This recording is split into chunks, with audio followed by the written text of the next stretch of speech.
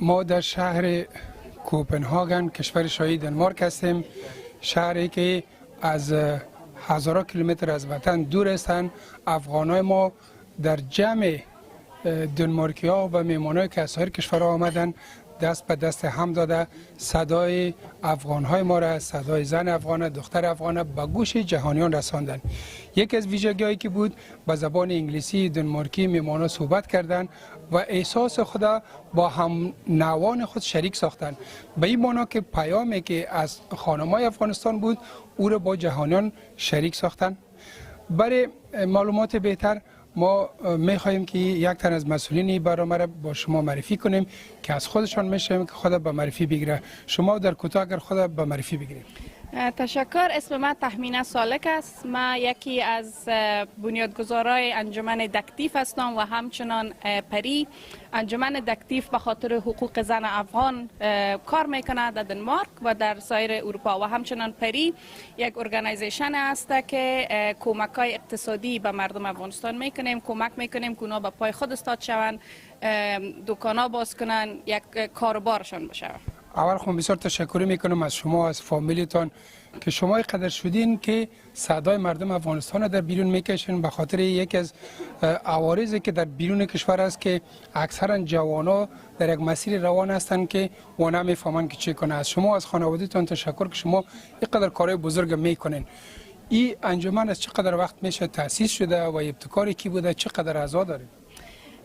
انجمن در سال 2021 در جنوری تأسیس شد. او وقت به خاطر دلایل بود که میخواستیم از خانم‌های افغانستان در پست‌های بهتر ریاست کمک کنیم. امروز متاسفانه از خاطر وضعیت افغانستان مقصد اصلی ما این است که مبارزه که در خود افغانستان جریان داره، زنای افغان مبارزه میکنن، اونا را حمایت کنیم. 5 نفر در خود اعضای به حساب رهبری هستیم و تعداد ممبرای ما یا عضو هنوز چون تازه به حساب باز کردیم که دوستا بتانن حمایت کنن و عضو انجمن شوند 55 است، اما امید داریم که بیشتر شود چون 3 ماه میشه که اجازه دادیم که عضو شوند دوستا. چقدر عالی. شما را کی حمایت میکنه و چی شرایط داره و همچنان مخفف اسم را که انتخاب کردین به چی معنی است؟ دکتیف اسم دنمارکیش که باشه دنسک او گنس کوینه او دیس بوغا فوروم که یک فوروم از زنای افغان دنمارکی است به معنای می است و حمایت ما فعلا خود ماستیم از افغانا به افغاناست. این کنفرانس امروز البته از طرف سازمان کمک به پناهندگان دنمارک یا دنمارکی به نام European Council on Refugees and Exile اکره که در بروسل است از طرف از او حمایت شده. چقدر عالی. کارایتان ما در برنامه هم دیدیم و از شما تشکر او را با بیننده خود شریک می‌سازیم. پلان‌های شما چی است که در آینده چی کار دیگه در نظر دارید؟ اولش تشکر. پلانا در لیستش زیاد است و این کنفرانس خودش یک کوشش به می است که همه دوستایی که میخواین به خاطر افغانستان کار کنن که امروز بسیار مشورای خوب داده شد، مثلا مکاتب آنلاین باز کنیم، مثلا مبارزه که به خانم‌ها وجود داره شروع شده در خود افغانستان، انجیوهای مختلف زنایی که در خارج از کشور خارجی دنمارکی اروپایی را اونا را با هم کنیم، هم صداتر شویم، هم صدای از اونا را بهتر برسانیم. پس یکی از کارهایی که ما میخوایم بکنیم همین مکتب‌های آنلاین است، باز کردن رسانه‌های آنلاین به خاطر که قسمی که شما خودتان میفهمین متاسفانه در افغانستان آزادی بیان وجود نداره و بسیار رسانه‌ها بسته شده. پس اگه بتونیم یک رقم امو صداهایی که در افغانستان بلند شده را از طریق یک میدیا در ایجا پیشکش کنیم. چقدر عالی.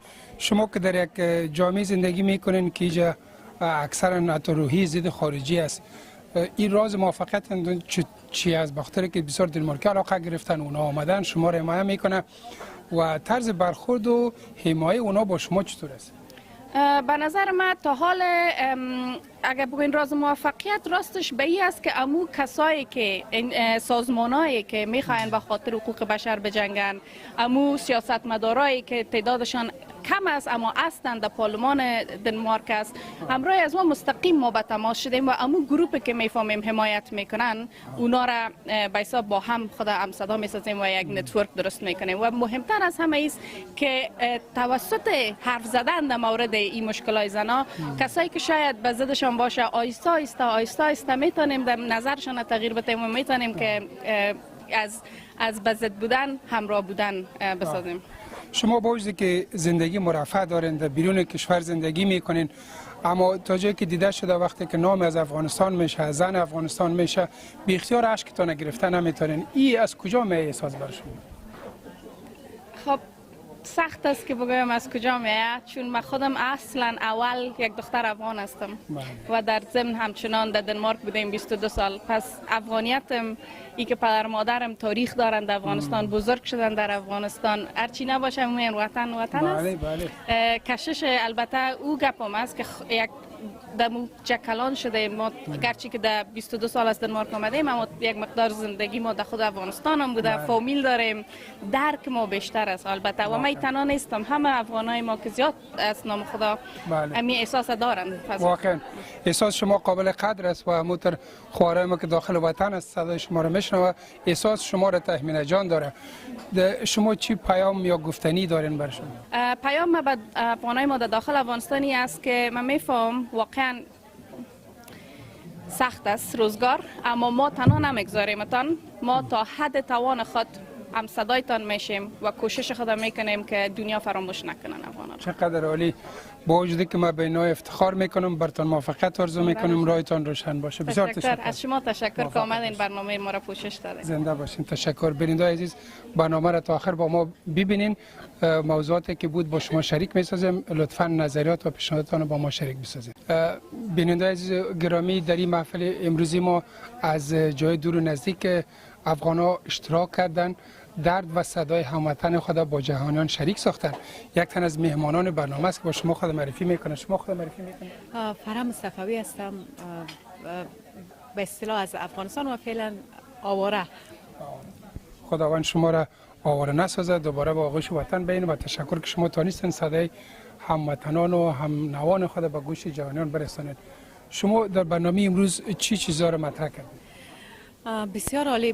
من فکر میکنم یک فرصت خوب، یک استیج خوب برای ازی بود که تمام وقایعی که در مدت یک سال بر زنای افغانستان، خصوصا دخترای افغانستان، از بند بودن مکاتب گرفته تا پایمال شدن تمام حقوق انسانی و فطریشان آمده بود، یعنی واقعیت عینی افغانستان ما اینجا مطرح کردیم و مسائلی که دیگر جهان به عنوان کسایی که خود بانی حقوق بشر میگیرن و نیابت از عدالت و برابری میزنن به یا آمدیم و مسائل را مطرح ساختیم که افغانستان را جدایی از مسئله از اینکه یک جغرافیای جدا از اروپا و امریکا است، یک جغرافیای آسیایی است، باید مد نظر داشته باشند و از منظر یا از دریچه انسانی به افغانستان نگاه کنند. مسائل سیاسی را نباید روشن اندازی باشه برای مسئله زنای افغانستان، به خصوص اینکه امروز در قرن 21 زن افغانستان فقط صدا بلند میکنه در سرکای افغانستان به خاطر کوچکترین حق ابتداییش که عبارت از نان و کار یا مثلا آزادی های در حد شرعی است، برای ازی فریاد میزنه.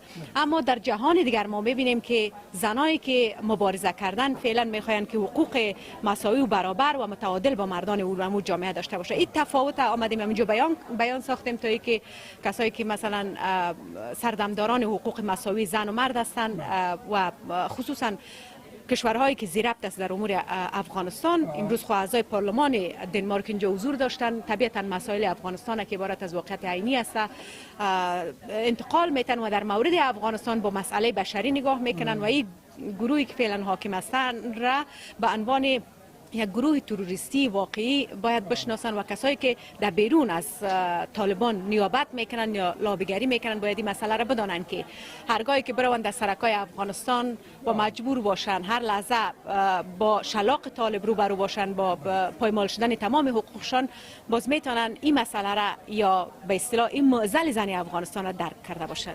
درست. شما گفتین که از پارلمان هم اشتراک داشتن، چگونه ارزیابی میکنن محفل امروزی را؟ از پارلمان اعضای پارلمان زنایی که در پارلمان اعضای پارلمان دنمارک هستند حضور داشتن و اینا مسائل افغانستان را از قبل هم میدانستن و کسایی بودن اینجا که مسائل را آنچه که بود انتقال داده بودن. اونا طبیعتا میدانستن که دروازه های مکتب بسته است، زنها آزادی گشت و گذار بدون محرم ندارند و مسائل فقر دامنگیری مردم افغانستان شدن. اینا گفتن که نمیخوایم که ما هم کوشش میکنیم که افغانستان سرلوحه اخبار جهان باشه و مثل که همین دغدغه زن افغانستان است که مسئله اوکراین یا جنگ‌های دیگه نباید افغانستان از آجندای جهان بیرون بسازه. اینا کوشش های خود میکنن و این مسئله را ما یادآور شدیم که نباید طالبان را به عنوان یک حکومت یا یک اداره که بتونه در افغانستان برای مدت طولانی باشه نپذیرند. بسیار تشکر از شما، لطف کردین چون برنامه شروع میشه براتون موفقیت آرزو میکنم. Thank you for being here tonight or this afternoon.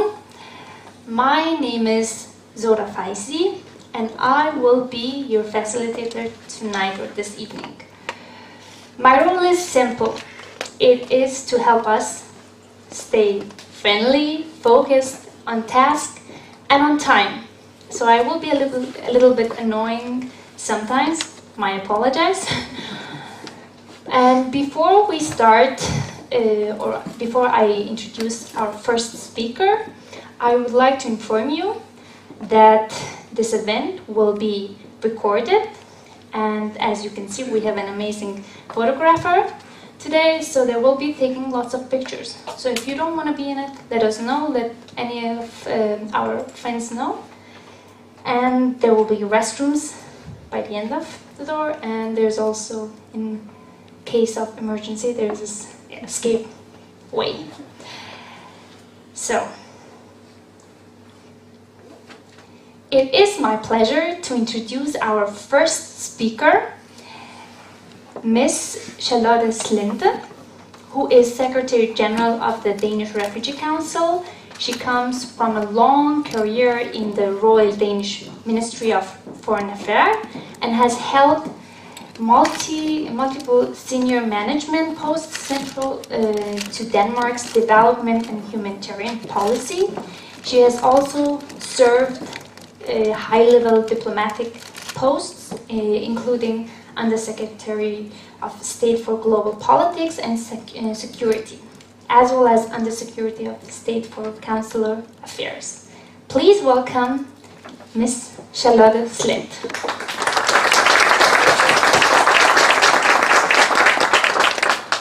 Thank you very much. Thank you very much, and a very, very warm welcome to all of you this afternoon. We are here at DRC extremely pleased to support the Danish Afghan Women in the Diaspora Forum, the DACDIF, and the Public Awareness for Relief, Equality and Impact Parade for this extremely timely event and conference, which is named Afghanistan 1 year after the Taliban takeover.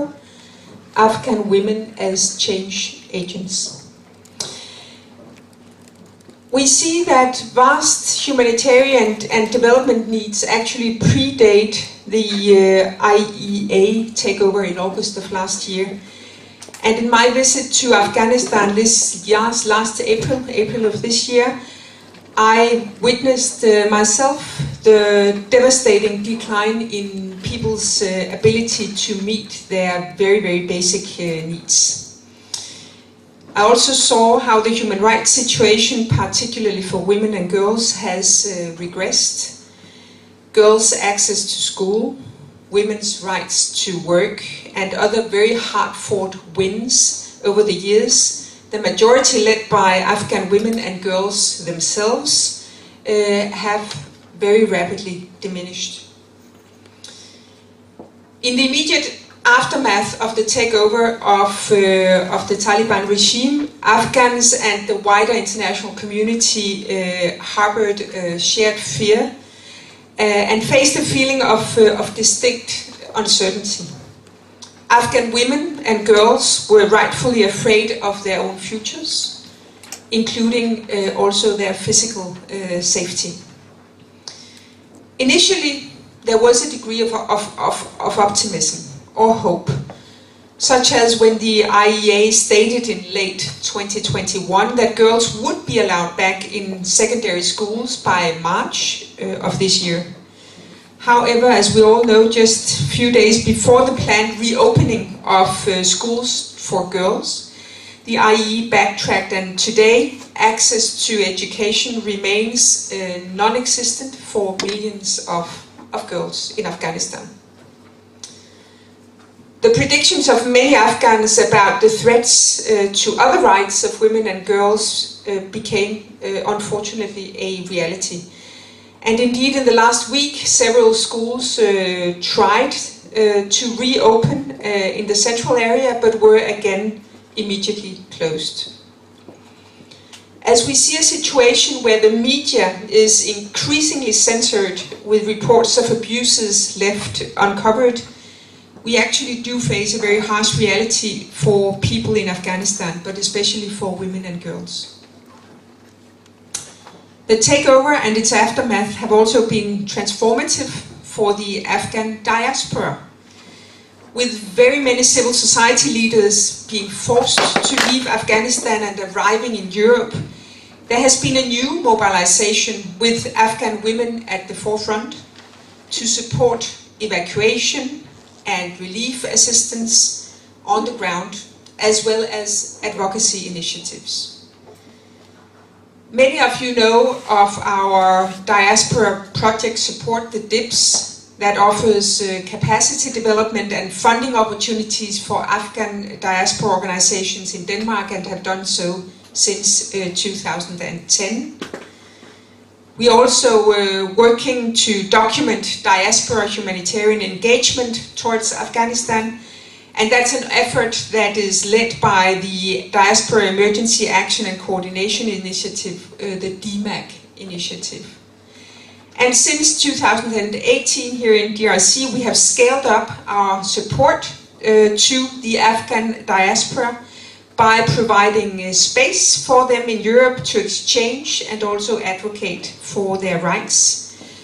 We have organized many events, including 2 European Afghan diaspora conferences, and we'll have our next diaspora training this coming month of November. In Afghanistan, although the challenges remain quite significant and very daunting, particularly for women and girls in Afghanistan, DRC remains very much committed to delivering urgent assistance into Afghanistan.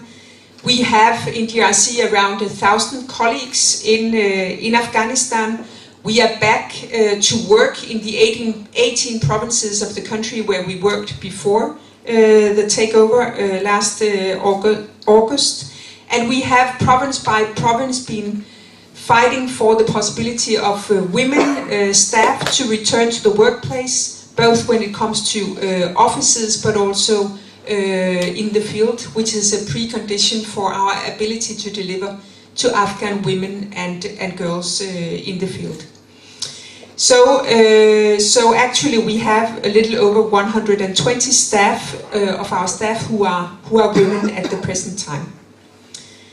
Our support for this event is part of DRC's long-standing commitment and belief in the diaspora's both vital role and very important role in supporting the communities in their countries of origin.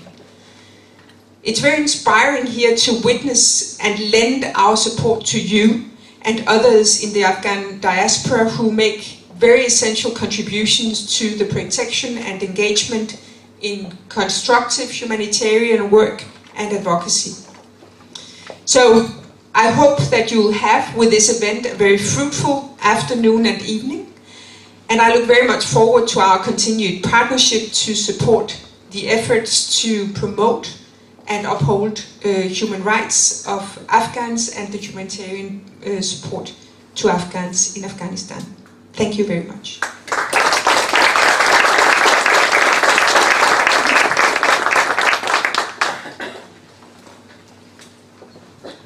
That's perfect.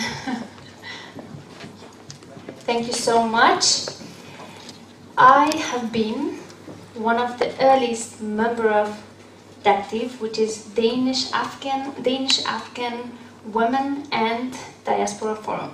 So it's an honor to introduce our next speaker, who is the chairperson of DACTIV. She's also co-founder and leader of PARI, which also works for Afghanistan. So please welcome Tahmina Salik.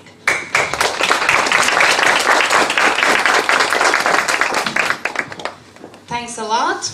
I'll be completely honest, I haven't prepared much for the speech. I had a lot of different things to take care of, but I'm so happy and grateful that I see so many beautiful faces in this conference, because it means a lot for us, the Afghan women diaspora and the DACTIV team. As it was said, my name is Tahmina Salik, and I will start with talking about introducing DACTIV and PARI. So who are these two organizations? DACTIV was established in January 2021. At that time, the purpose was that we have to help Afghan women be more in the leadership posts, more of them at the government, you know, very big ambitions. At that time, it didn't seem unrealistic. Unaware of that just a year later, actually only half a year later, DACTIV existence will be so important. And we shifted from that ambition to fighting for Afghan women rights, basic rights, you see? Because as you know, Taliban came and they ripped women from all their rights, basically. In February, I traveled to Afghanistan to meet with some of the amazing Afghan women that I was following sorry.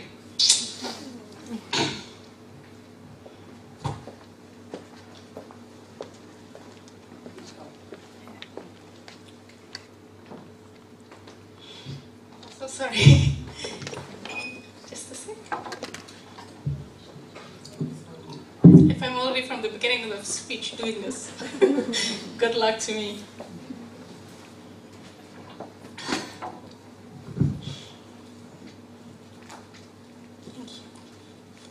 To meet with the Afghan women rights activists and find ways how we can support them. So when I was back, DACTIV's focus was entirely this.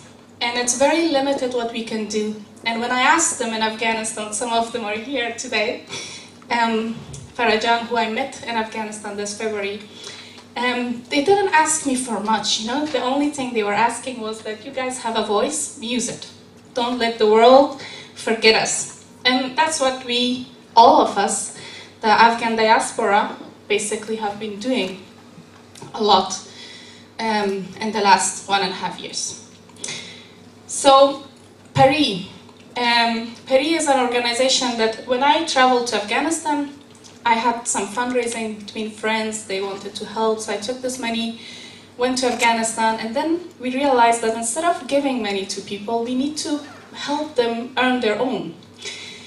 And that's how PARI was born. So what we do in PARI is our ideology is sustainability, and we try to help families establish their own micro businesses so they can provide themselves and their families. So far we have helped 8 families only, but 8 is still many because they are helping they have like bigger family kids. And this is a good start, and we are hoping we can support more by establishing their businesses.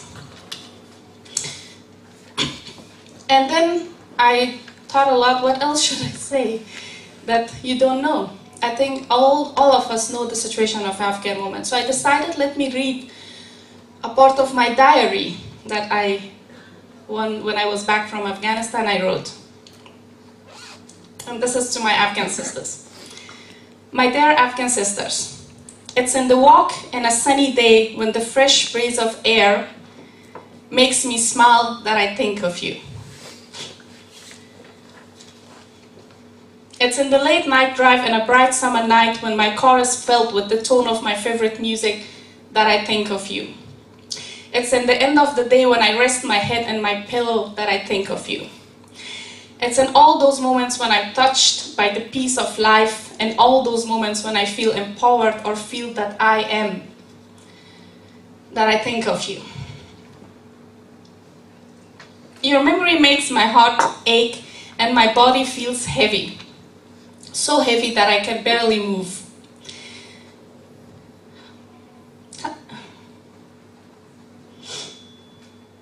Time stops, and for a moment in time I feel I'm nor here nor there, or maybe here and also there.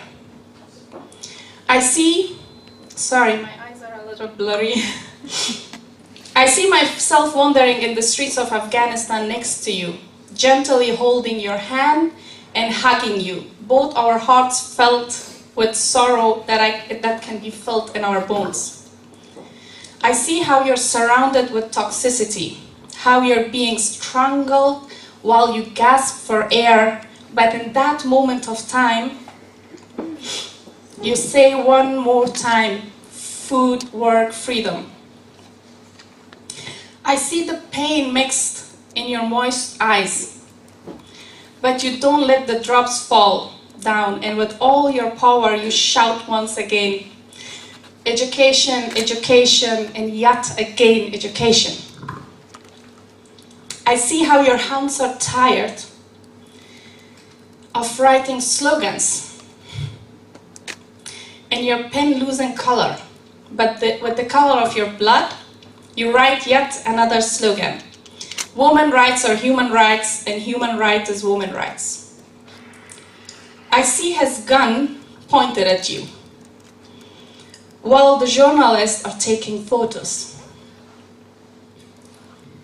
And the cars are driving by, and the crowded streets of Kabul. I see how time freezes around you, and everything moves in slow motion. Maybe this is it. Maybe this is how it all ends. But then you roar loud while you nod your hand and raise, looking the Messiah of darkness in his eyes. And you shout one more time, move. I want my rights and nothing less. The echoes of your voice shakes the sleepless conscience while they make a turn from one side to another and sleep on.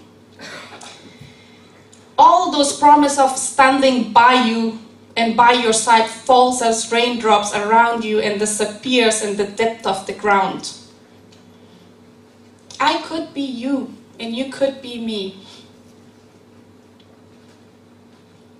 But I guess I can see I got lucky while you didn't.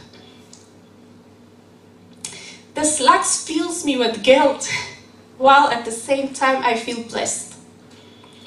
It's a paradox few of us knows.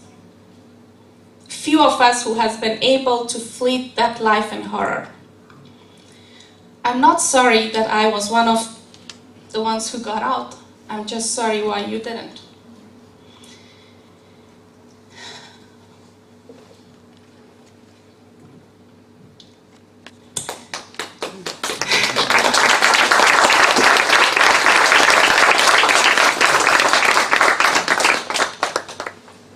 But one thing I promise you is we will reach victory.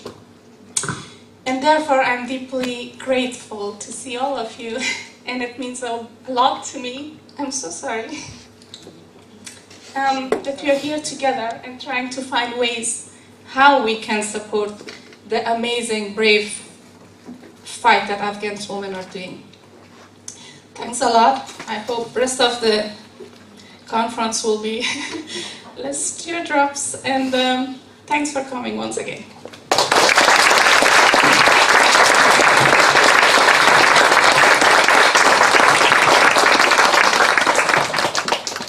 I have no word to say. This is the situation of Afghanistan and Afghan women and all around the world. So there's nothing to say. This is the situation. Our next speaker is one of, I want to be honest, one of my favorite one. I am so honored that she's here today. She's one of the strong activists I've known in my life. She has, she's the founder of Voice of Afghan Women organization, or Voice of Women organization. The organization worked in secret until 2001, because education was banned during Taliban by de facto, and now it's the same. So Voice of Women was named an official NGO in 2001, and in 2002 it was officially registered with the government of Afghanistan, which provides direct protection for at-risk women and girls in Afghanistan. The founder is none other, Soraya Pogzad. She's here.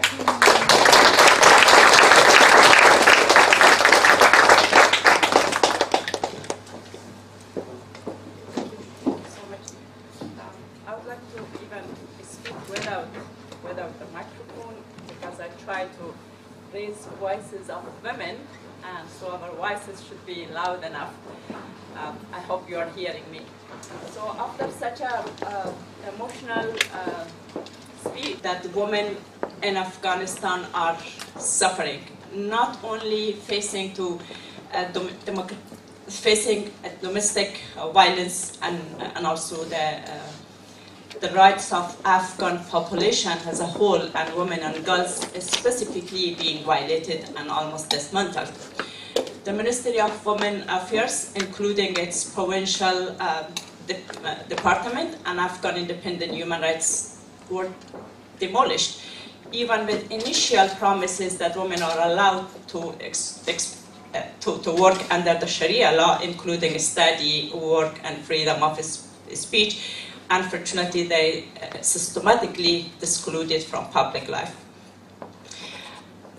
We are aware that while violence against women policies are adapted and they are badly impacted women's rights in Afghanistan, and it has restricted them from movement, and deprivation from income generating. For me, it is history repeating. The same things that I remember in the 2000, and as an Afghan woman human rights activist who lived in war and witnessed the hardship of women and girls for decades, leaving Afghanistan was not an easy decision for me. I remember the time in 1996 to 2001, as you mentioned, under the Taliban regime, Afghanistan was entirely forgotten by the international community, pretty much the same as the present situation. Girls' education was completely banned. I found myself obliged to fulfill my duty, my moral duty, to open girls' school, and then I created Voice of Women organization, where my struggle was to educate girls secretly, underground school at my home, and constantly being under fear and can be punished. Today, Voice of Women organization continues its support for women and girls for Afghanistan, where over the past 2 decades, we provided safe haven, legal aid services, access to justice, and education for women and girls in Afghanistan.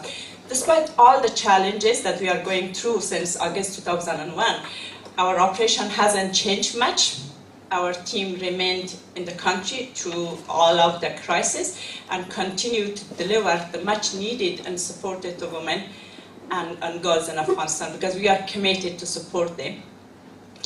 And of course, without the help of our donors and supporters, we cannot do anything, because no one can succeed alone. As I speak with you, thousands of families are internally displaced, and they are in dire conditions. And significant portion of the population try to get out of Afghanistan and risking their lives to the neighboring country. Psychological problem, forced and child marriages, and many types of domestic violence can be seen widely among those camps and those families.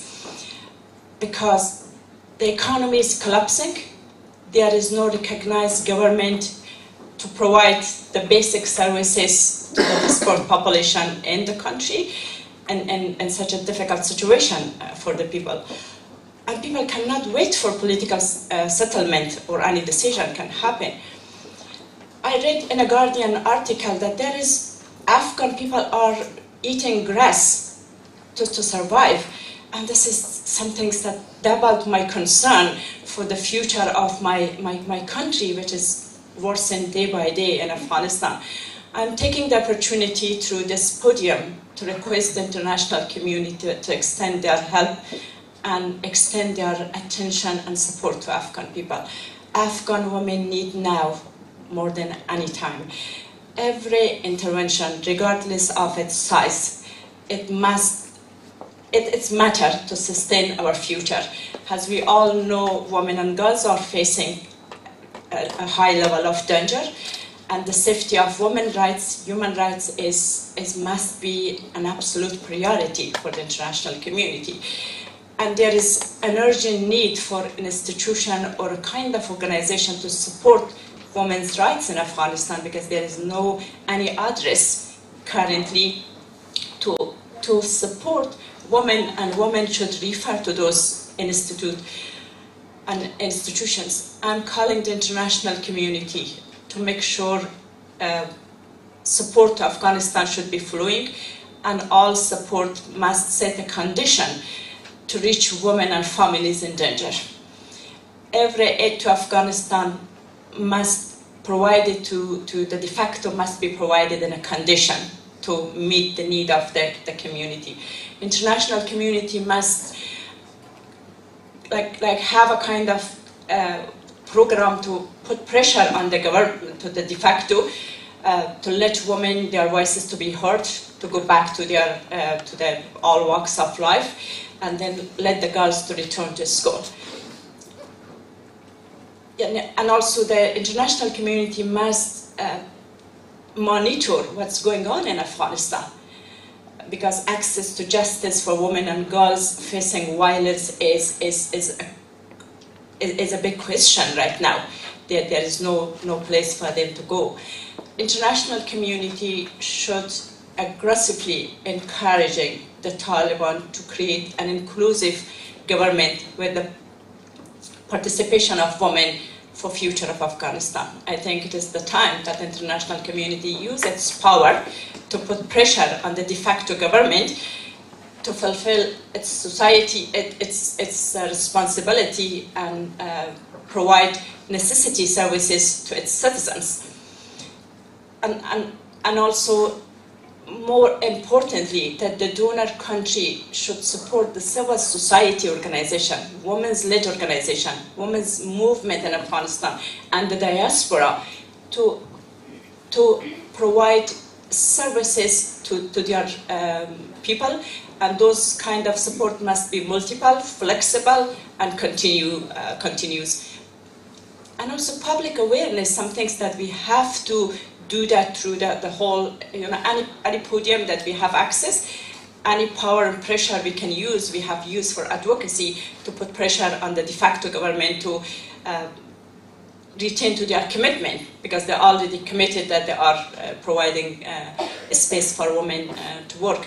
But unfortunately, up to now, those commitments are not fulfilled. And women in Afghanistan, I think, again, it is mentioned in one of the news I read, Afghanistan is against the worst place for women to live.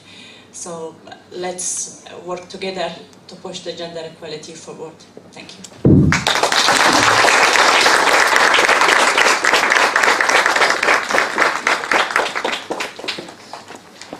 Let's put together and focus on gender equality.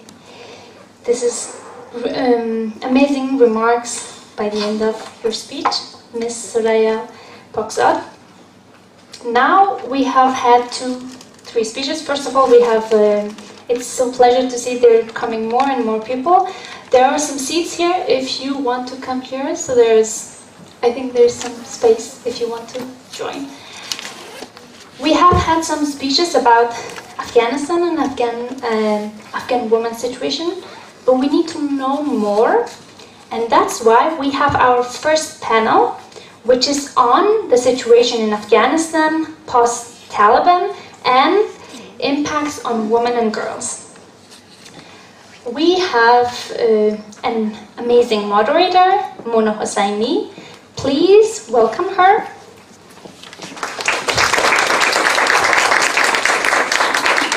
Mona is also Afghanistan Desk Officer, and in Folke Bernader Academy in Sweden. I couldn't pronounce it, I'm sorry. Can you hear me? Yes. Thank you for giving the stage for me. Hello everyone, good afternoon.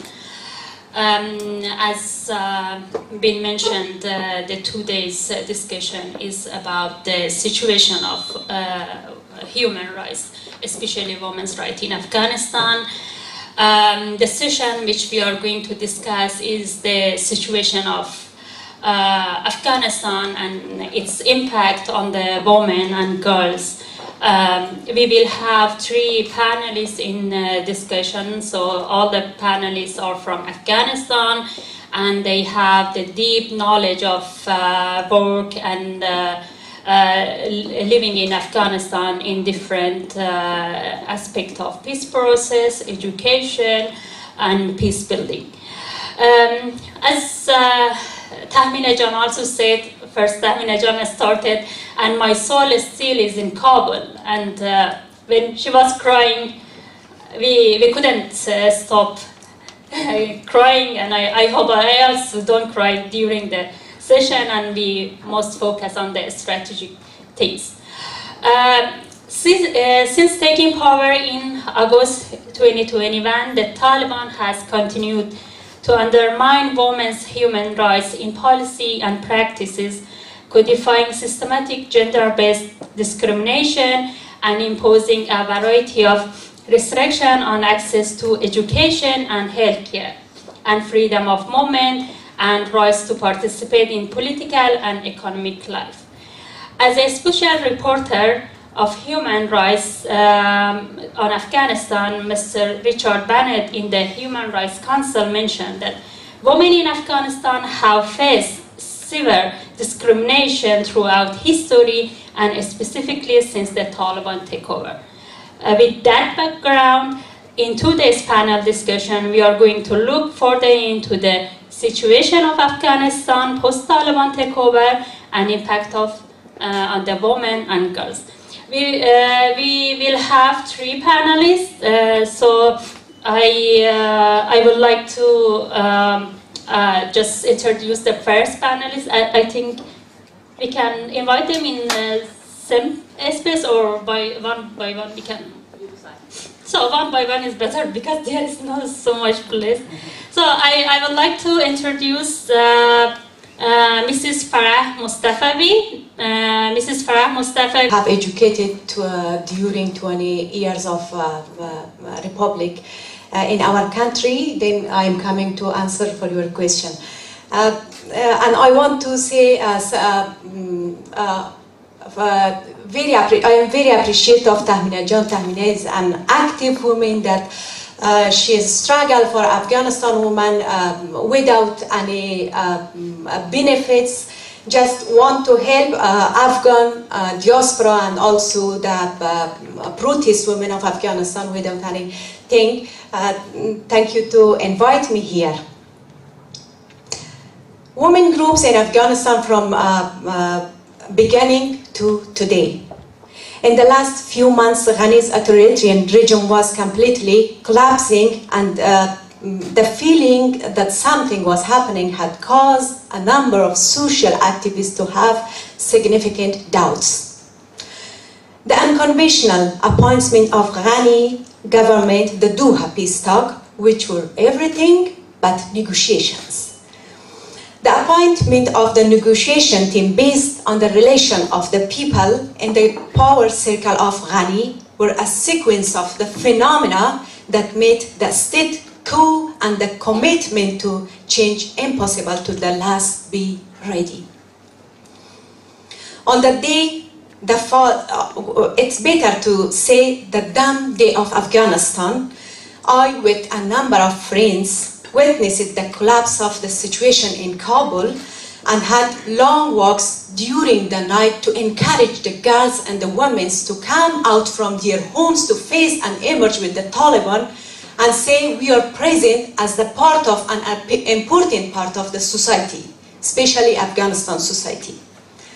The declarations by media from Taliban, the terrible presence of the fighters whose faces were filled with fear, the escape of the Americans, which was with machine guns fire and non-stop flights, the end of 20 years of Afghan, scarified by Afghans, and mistakes of the Americans with the appointment of the elite foreigner, such as Ghanis and Karzais, were announced.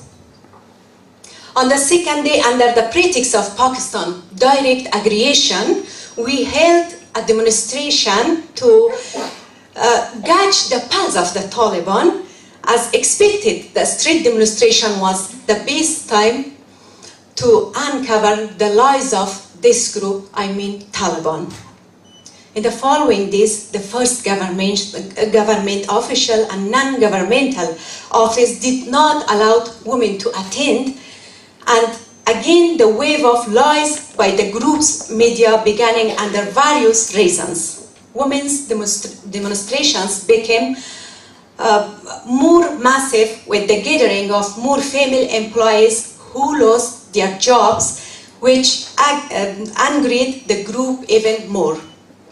During this day, the meeting of women's group increased and kind of coherence was formed between the small groups, which made the demonstration more organized and resulted to homogeneous stand in different places. In the days when those close to the ruling apparatus of the Republic were bitterly waiting to escape at the gate of Kabul, unfortunately, including the women that they were the part of negotiations.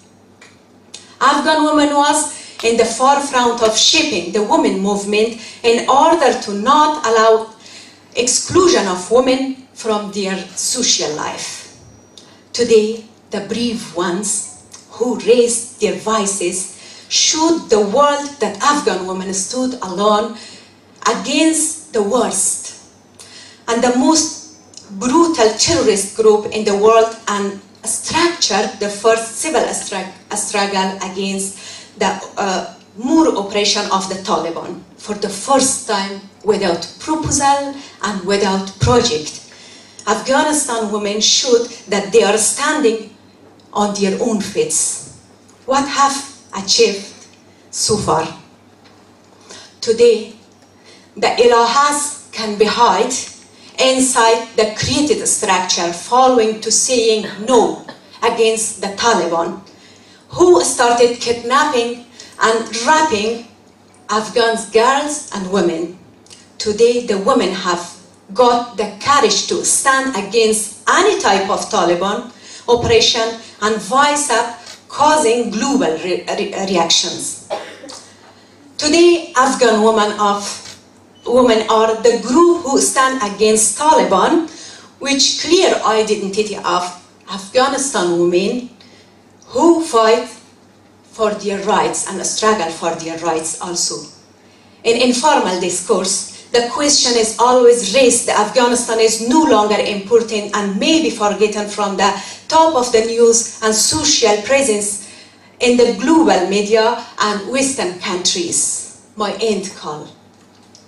Human rights organization, women rights defender, and activists, I here be to call you to stand with Afghan women, put pressure on male-centered policies to make decision and stop genocide in Afghanistan. Terrorism cannot be accepted under any brand if Taliban, Al-Qaeda or Daesh, all are the same. Any lobby group from state to individuals must stop, and international lawmaker should recognize Taliban as terrorist group.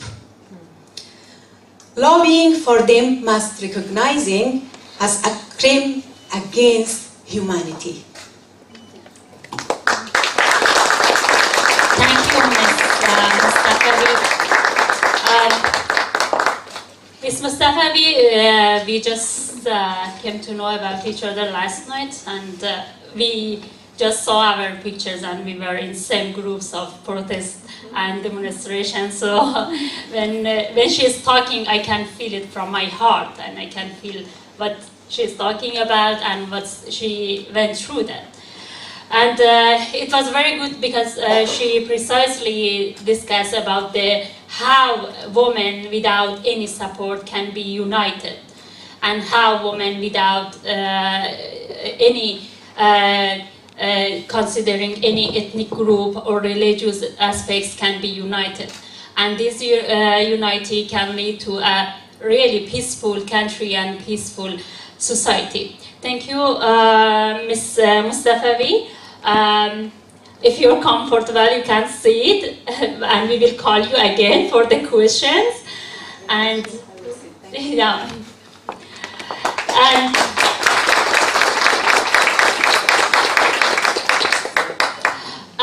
we will follow the session with our second panelist, Ms. Farida Amiri. I'm here. Yeah.